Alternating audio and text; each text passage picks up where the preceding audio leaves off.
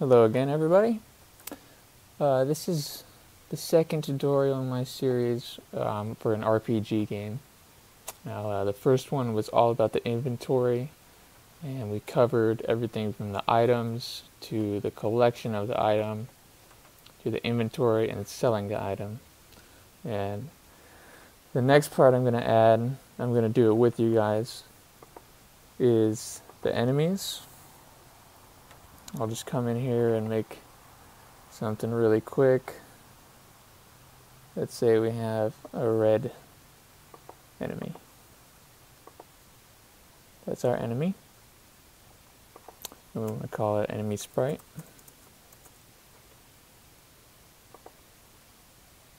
Alright, now we create a new object called enemy object, enemy obj, with the same sprite.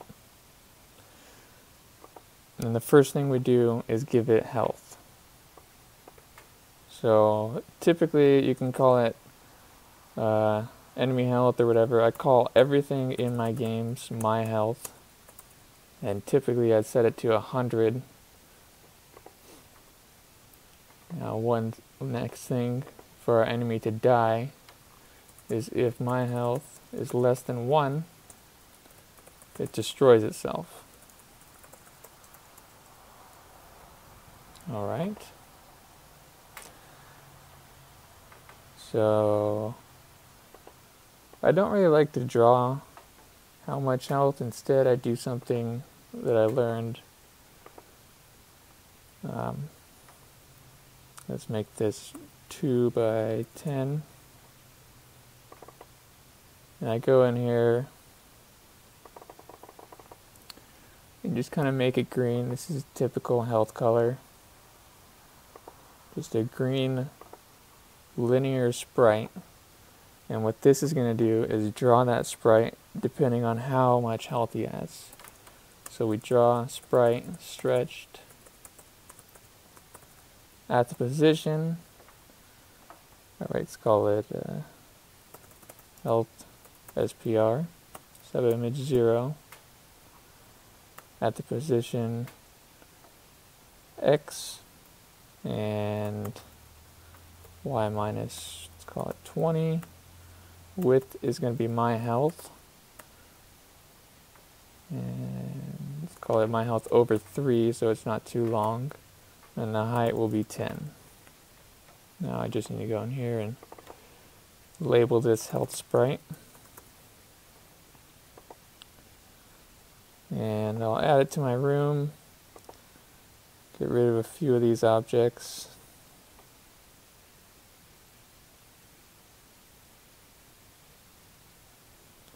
I think I just got rid of my player actually. So here's my player, here's my enemy. And what I want the enemy to do when it destroys itself is to create an object. And this is called loot usually in a video game. So I want to create a random, maybe a sword, or a bow, or an armor. And you could also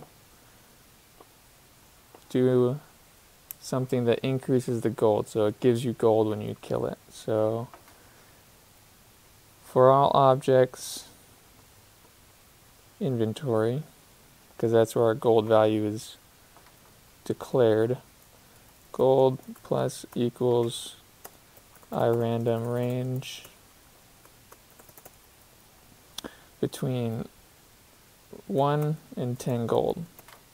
Now irandom range is one of the best things I discovered about this, is you can literally just emphasize your game so much with it. I don't know how to explain it. So what you do is irandom range, the first number you want it to go to, and the second number. So it's going to do a number between 1 and 10. And it's going to be an integer and not a real number such as 1.2. So let's start that real quick. Try and keep this video short, but I also want to touch on some very important things that you guys might like to use in your games. So here we have our player that moves around. and the enemy is drawing his health. But the problem with that is he's not drawing himself, so you can't see the enemy. So we need to come back here and have him draw himself. Draw self. And the semicolon closes your line of code.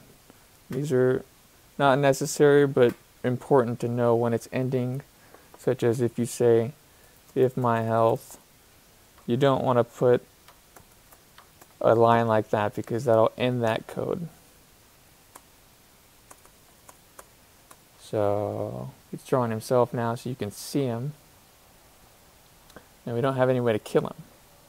So what I want to do is maybe my guy's going to be an archer. And I'm going to make him an arrow. And I'm not the best artist, but I know a lot of coding. So if you're like me, you should find a graphic designer that's going to do your art for you while you can just focus on coding, which is very important. So just going to make a quick little arrow.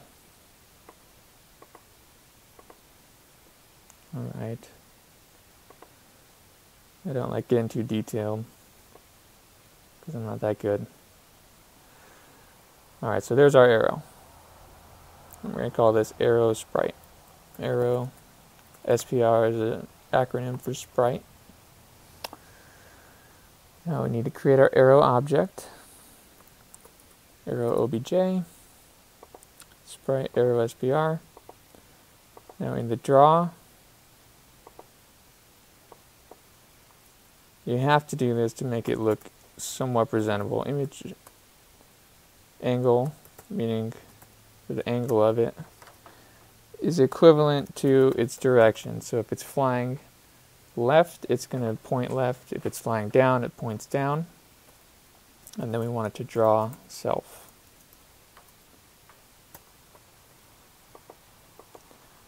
Okay. Now let's say upon collision. And I like to do these in here because when you have an enemy and you have 100 different things hitting it, you don't want to have a collision event for each one of them in one object. You want to space it out between a lot of objects. So upon collision with enemy, for object other dot my health minus equals 10. So it's going to set its health to 10 less than it is currently. And then you want it to destroy itself, because you don't want it to just pass through and kill it immediately. You want it to do some damage. And also,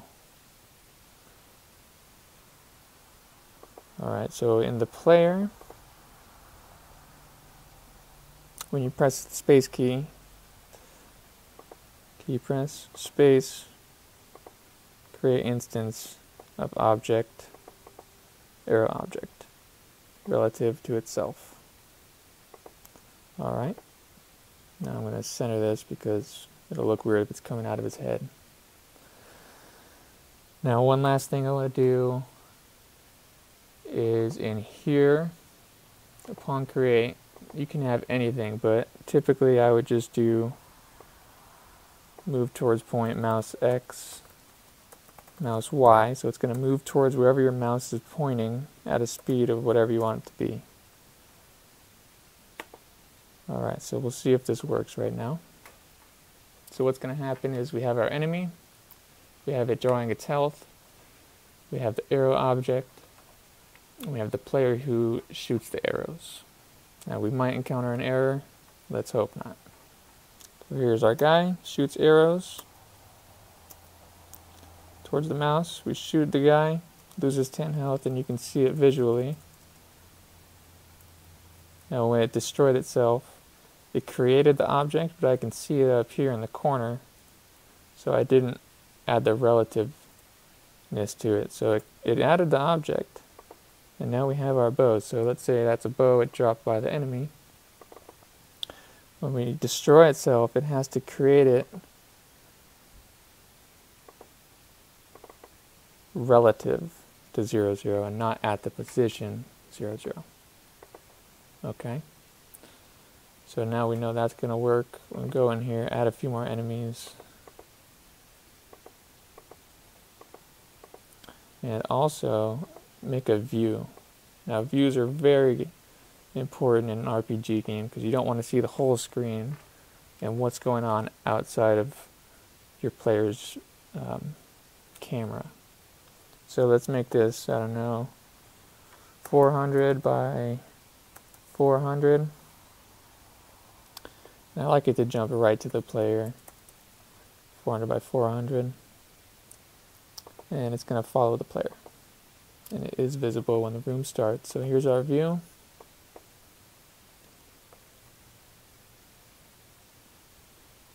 Oh, we got to enable it.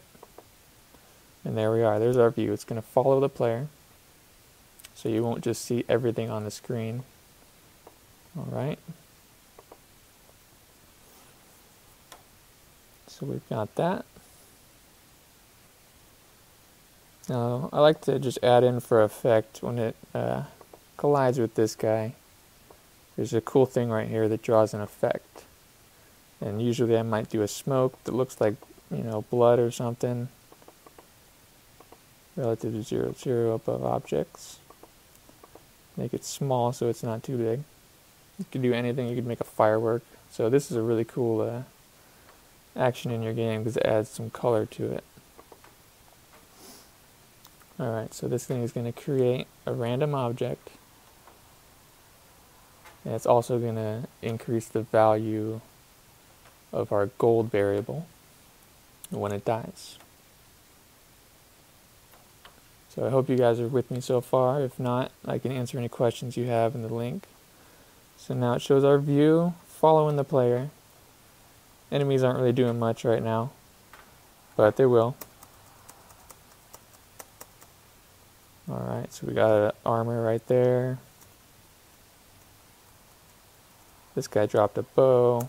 Maybe this guy will drop a sword. And he did. Alright, now we got our objects. Now unfortunately the view is a little bit bigger than these. I could make them to where they're in the view right when you see it, and I'll show you how right now. So now we have our objects. We can sell them. As you can see, it increased the gold every time we killed them. I'll go kill this last guy just to show you that.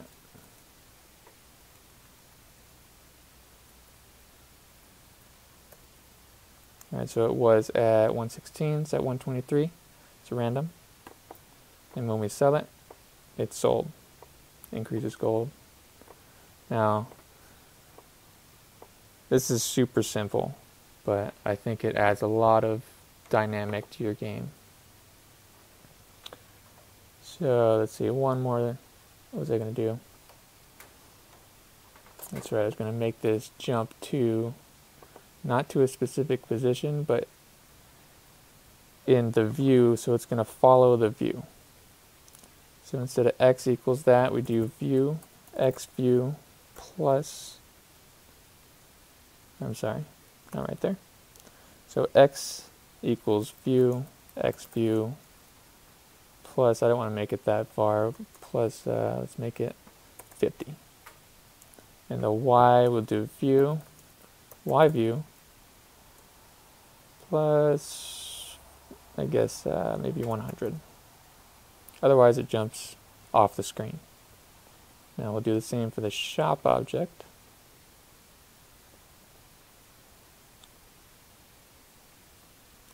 It's going to set its x to view, x view, plus.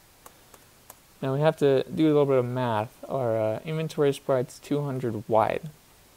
So if that one's at 200 or 50, it's going to go to 250, and we want it to space it out a little bit, so we do 300 for the X, and that should be perfect to the end of the screen. You'll be able to see it. And then we do view, Y view, plus 100. And it jumps off the screen if it's not active. So there's that. Now I noticed here, when it hits the enemy, it's creating it at itself, and instead I want the other enemy to create that. And a very important thing in most games is the mask. Now what it's going to do is, this one actually did just that object, but you want to do precise if it's something small like this. Otherwise it'll just hit the enemy and get him, no matter how close it is to him. Alright, so we got that. One other thing I'd like to show you is selecting an enemy.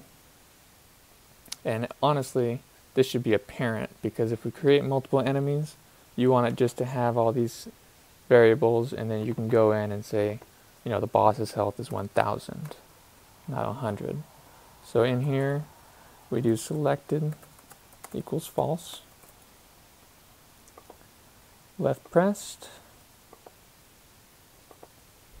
Unfortunately, I didn't do an enemy parent, which I should have.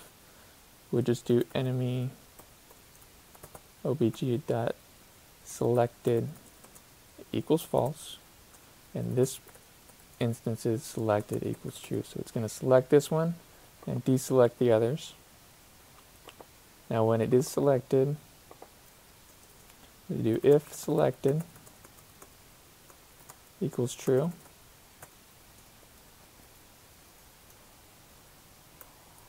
What we want to do is draw, let's make the color, make it blue. And we want to draw a circle at our x, x plus,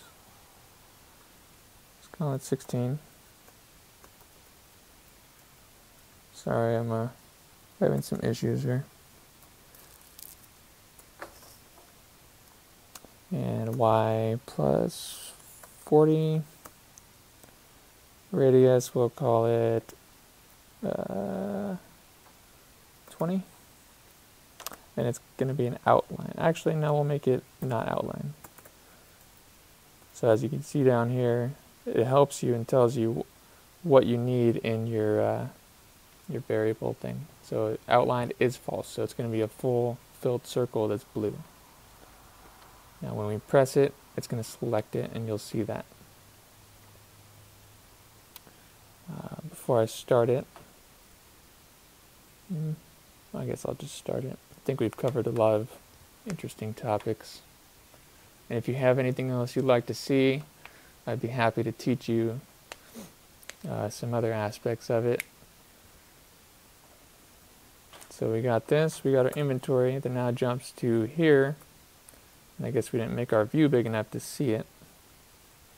But we still have it. So now we're going to kill the enemies, get random objects. And oddly enough, those were the exact same objects that they had before. So now in here, we got this. And you know what? There's one thing I want to add, and this is a kind of vague aspect, and what you want to do is you want to randomize it. And it took me a while to understand this, but what's going to do is it's not going to give you the same output every time, so you won't get the same objects dropping in the same amount of gold. Alright, so we got that. I'm going to change my view size to 500 wide, 400 tall. That sounds good. Alright.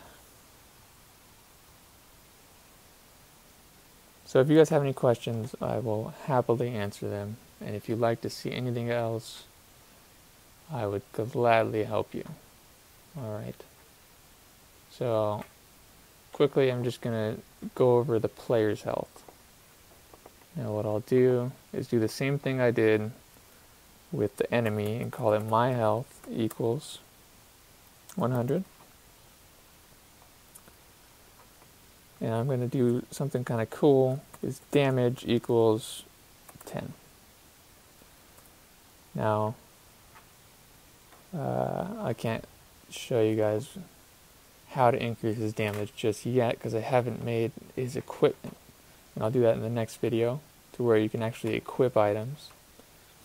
So our arrow object, when it collides with him, instead of setting it to a set number, it's going to set his health to the player's damage. Player.damage is the player object with the variable damage, which can change, based on whatever you set it to. And if you go in, if you want to make it random, iRandom range, let's say between 5 and 15 damage. So that's going to give you a random damage instead of a set one, so it kind of gives them some variation to your damage, which is pretty important in an RPG. You don't want to just hit 10s every single time. So we got our guys, we got our inventory in our shop, and here we go. This one should not be a bow this time. Alright, so that's because we added the randomize. Otherwise it would have just been the same one every single time we played the game.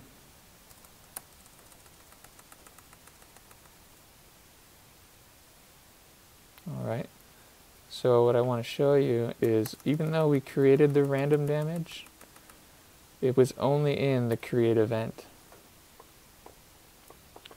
And in order to make it random at all times, we have to also add it to the step event.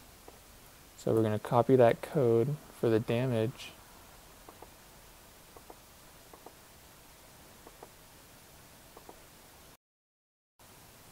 Alright, so we copy the code, put it in here, so now it'll be random at all times. Okay. Now I noticed one more thing, is this wasn't that visually appealing, so I'm going to just change it to +25, and this should center it in our room a little bit better at least. Now the shop is going to jump to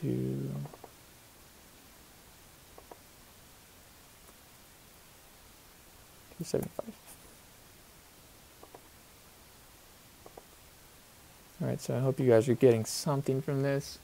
It took me a very long time to figure out all these things that work together properly, and a lot of trial and error, so you guys are basically using what I've learned, and I'm happy to help you out. So right now you can see it's random damage. It's not going to be the same amount every time, and he dies a lot faster because of that. Alright. So I hope you guys enjoyed. This is about the end of the video.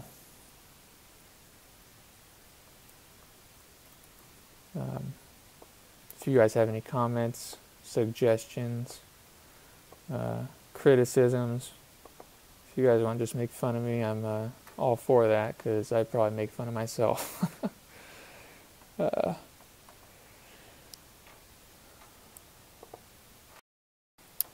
so one last thing I will go over that will add some good quality to your game is whether it's selected or not, and what it's going to show when it is selected.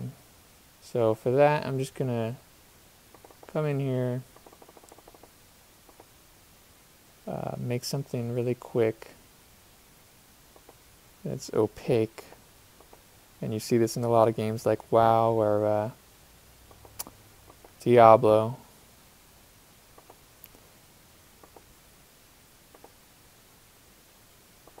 Alright, so what I want our item parent to do is, if it's selected, I want it to draw, sprite, stretched, selection,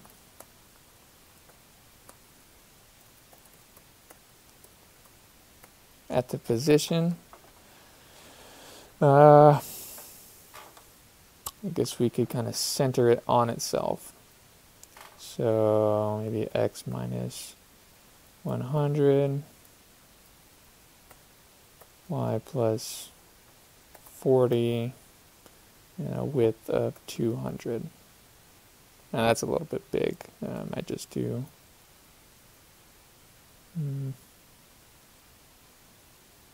yeah, 150, 50. All right. And our height of, I'll do 50. So it's going to draw that sprite. And I would like it to draw text. It takes a little bit of math to do all this stuff. So if you want it centered, what you're going to do is to draw H align. I'm sorry. Draw set H align. And it's called FA center for some reason. And you want to draw the text at its X position. And you know what? This is going to come out wrong because it's only 32 wide. So X minus 50 and width of 132. Right. Oh, I'm sorry, 82.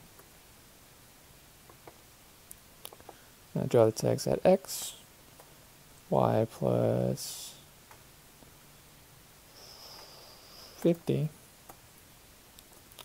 And it's going to do string of item name. So what this is going to do is going to draw its name at this position.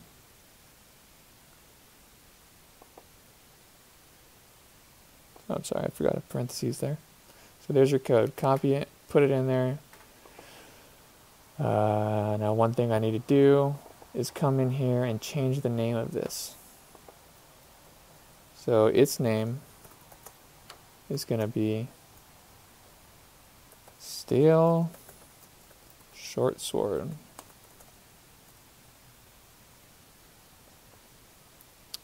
Alright, so that thing has a name. The longbow. Its name. You just be, you know, give it some character. Its name is going to be the bow of demolishing. Just make it whatever you want. You know, it's your game. Have a story to it. Maybe some. You could randomize the name too, which I think Diablo does that a lot.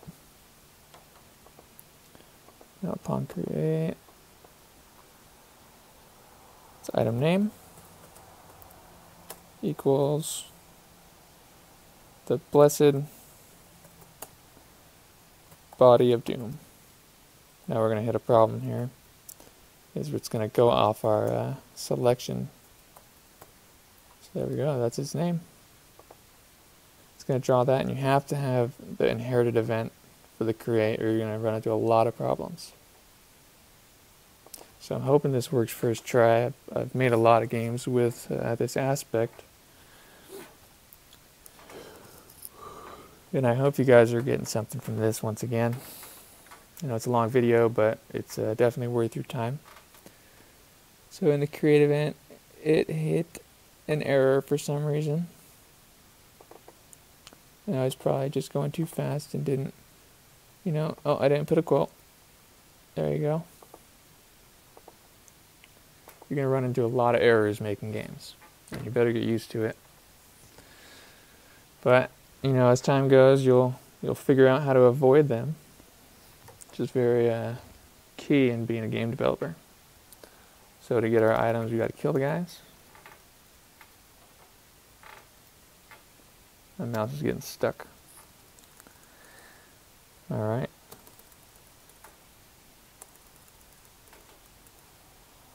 For some reason we got the same object every time. But what we want to do is when we click it, it draws its name. And I guess I did, as you can see, it looks pretty good. It's got its name down there. Now, one thing I did do, which probably I had right the first time, was 132 here. And that will center it. Okay. So what it's doing is it's drawing the name.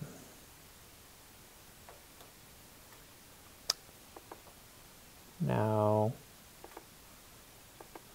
we may just have to cut that out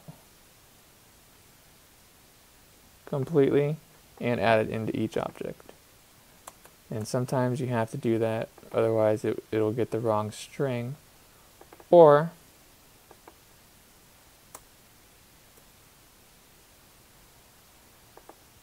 go back in, leave it, and you don't define it up here.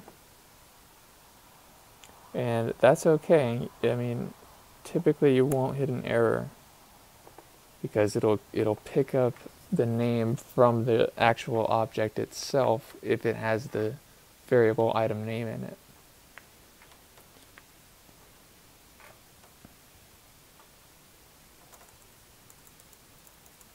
So we get a longbow.